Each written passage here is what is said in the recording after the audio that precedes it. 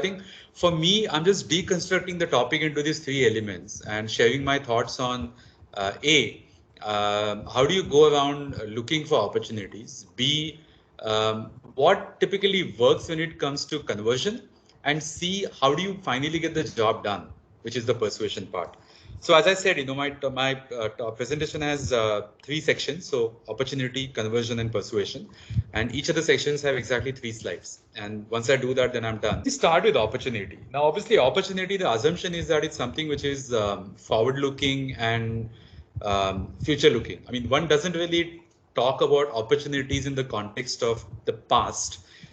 If you actually do that, then the right word is not opportunities. The right way to describe that is perhaps missed opportunities, because you missed them. They are in the past. So obviously the starting point is that opportunities refer to something in future. And as a human being, all of us are hoping that we'll get opportunities.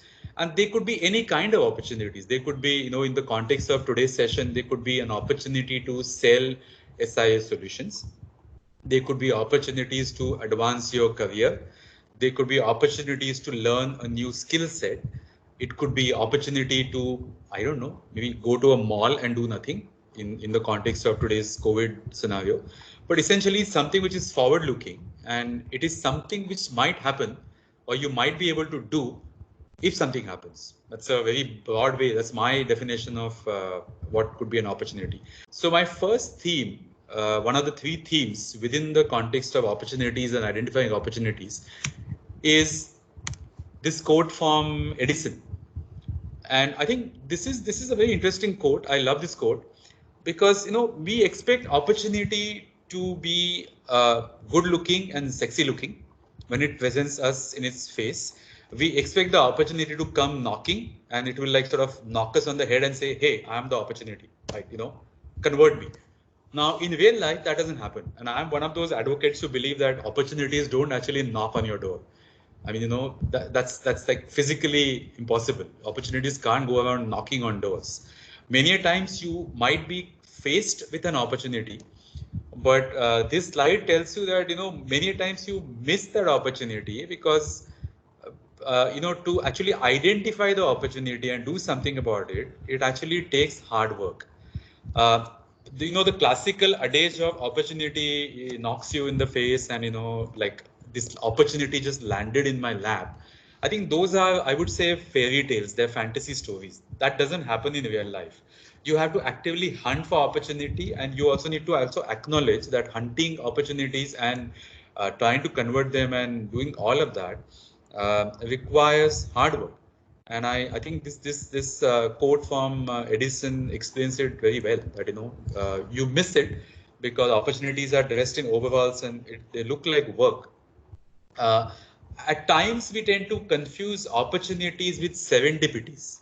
Yeah, I think those of you who know the word serendipity, if some of you are the Shashi Tharoor types, serendipity means something which falls in your lap when you did not expect it, when you are not prepared for it, but it's something positive which falls into your lap. And yes, there are always exceptions to a rule, but for one serendipity, there could be 99 opportunities which are staring you in the face, but you don't look at them as opportunities because, as I said, they are dressed in overalls and it looks like work. So I think one message that I have is that when you look around for opportunities, don't just wait for opportunities. Try to go out, do some hard work, and try to spot opportunities. So instead of landing with opportunities, I would rephrase and say we should actively work towards spotting opportunities, right? So that's my first message when it comes to opportunity identification. Second message, yes, I mean, I already said the context that I don't think opportunities, knock on the door. Now, having established that, if opportunities don't knock, then you should build a door so that they're forced to knock you on the door. Now, Milton Berle is, one of the old as in 1930s, 40s, I think, born in that era. One of the comedians, and I think some other people say that he was perhaps the world's first stand-up comedian. So obviously, the statement that he's made here is in jest, but I think it's a damn good statement, and this links quite well to the earlier slide that I talked about. That we always expect opportunities to knock on the door, and yeah, it's not going to happen. And if it doesn't happen, then you know, build a door. Now what it means is that you go around actively hunting for opportunities, right? That's what this message tells you. Many times when you try to look for opportunities and go around looking for opportunities, you will fail. You might think of something as an opportunity, but it may not actually. When you look at it in you know, close proximity, you realize that it's actually not an opportunity, right? So many a times, you know, you look at opportunities, and sometimes you actually say, yeah, it's a good opportunity to look at. Sometimes maybe it's not a good opportunity, right? And one of the sort of, you know, human fallacies is that we always look for opportunities in positive situations. And I think I like this Sun Tzu statement, which says that you can actually find good opportunities in problematic or crisis situations. And I think one classical example is the times that we are currently undergoing, which is, you know, lockdown, work from home, COVID. Now, there are actually so many opportunities we can look at to use the crisis to an advantage. In fact, there's also a saying which says that a crisis is too good an opportunity to let go, right?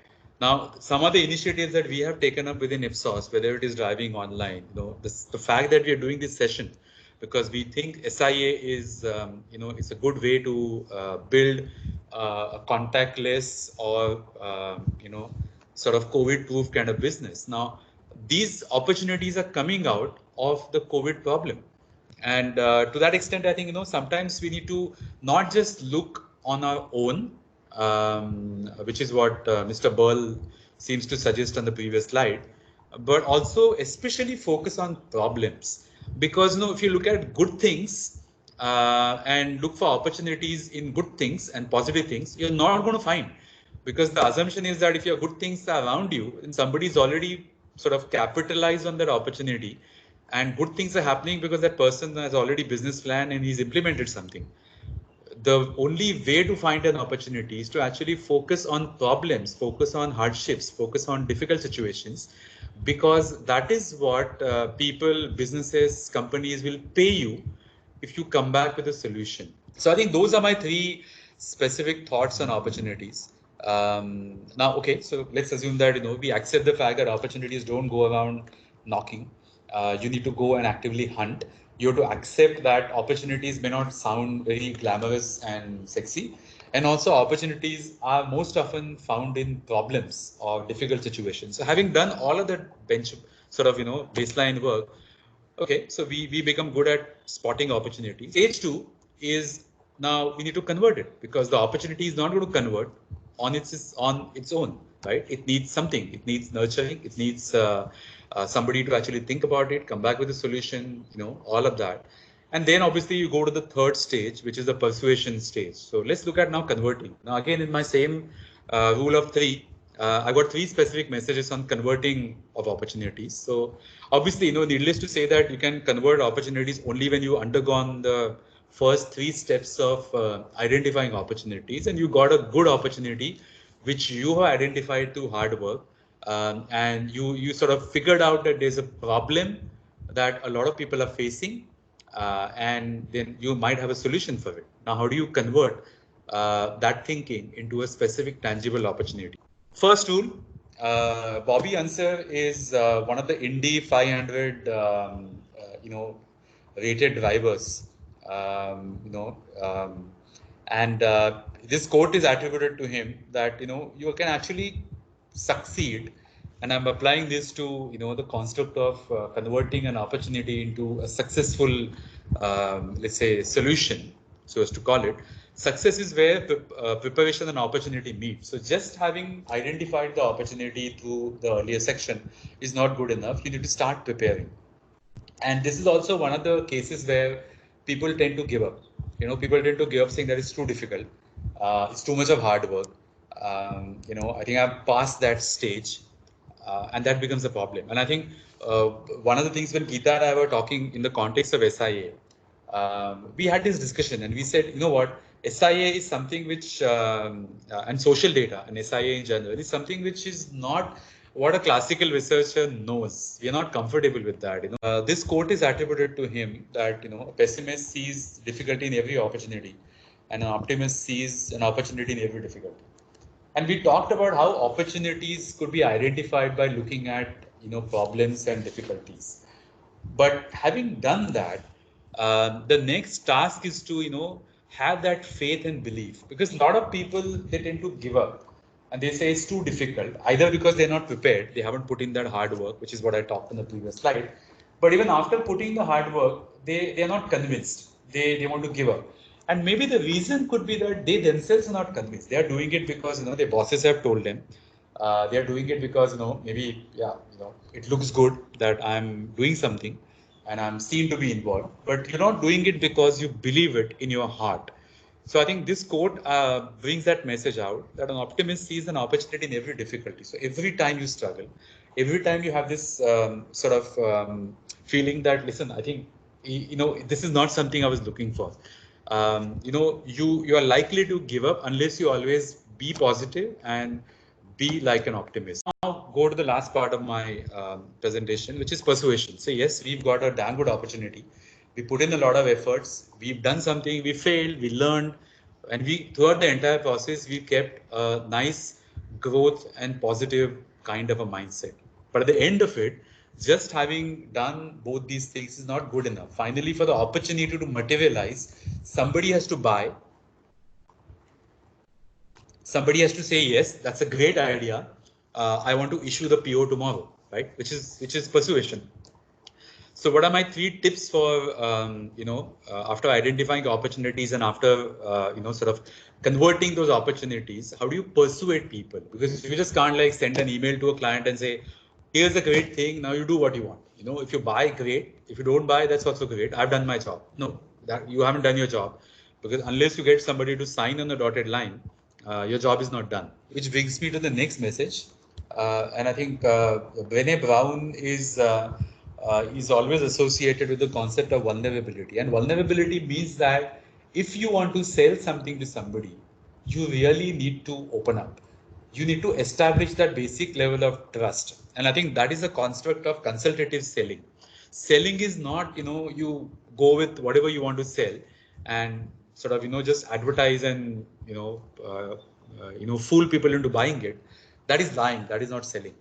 Consultative selling is, yes, you have what you want to sell, but at the same time, you need to understand what the other person wants, relate to that other person's pain areas and problems, and then see whether what you have can actually address some of those, issues and concerns. So vulnerability, openness, that's linked quite a bit to the previous construct of honesty and integrity. If you're not honest, if you don't show integrity, it's very difficult to be vulnerable. And I think, again, some of you, those of you who are familiar with the get naked to win philosophy, they can relate to this, that you can go with a very product kind of selling approach, saying that I have the best possible mousetrap and Synthesio is the best possible platform and my data is the best possible data.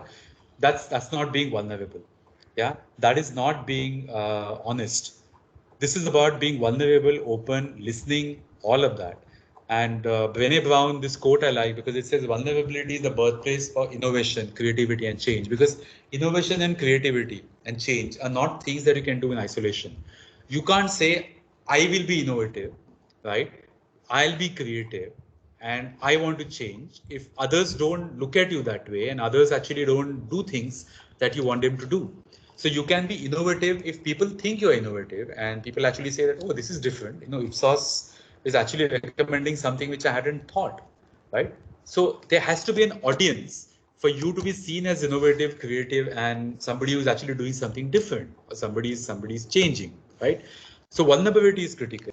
And then I like this quote from Henry Ford, which says that failure is simply the opportunity to begin again, this time more intelligently.